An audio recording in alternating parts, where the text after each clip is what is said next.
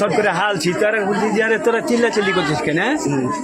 তখন এর মধ্যেই দেখছি তো 5-7 খান হাইটার নিয়ে আর গলিম সায়ের এরকম ধরিয়ে আছে। কে কে ধরেছিল এগুলো?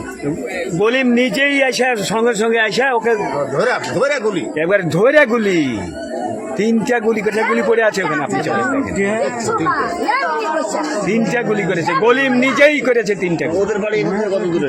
অনেক দূরে, ওখান থেকে 800 মিটার দূর থেকে এখানে এসেছে। হ্যাঁ।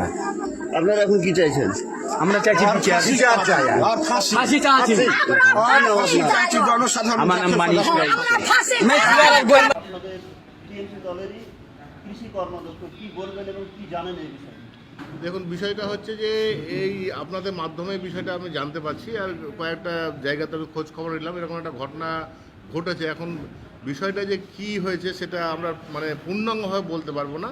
সেটা পুলিশ প্রশাসন আছে, আইন আছে, পুরো আস্থা আছে আমাদের উপরে। সে যে যদি কেউ জড়িয়ে থাকে দলের, তা নিশ্চয়ই আমরা আমাদের দলীয়ভাবে আমরা সেই ন্যাক্কারজনক ঘটনা কোনো সমর্থন আমরা করব না, এবং দলেরও নির্দেশ যে আইনের পথেই চলবে, যেটা হবে আইনি মাধ্যমে সেই জিনিসটা মোকাবিলা হবে।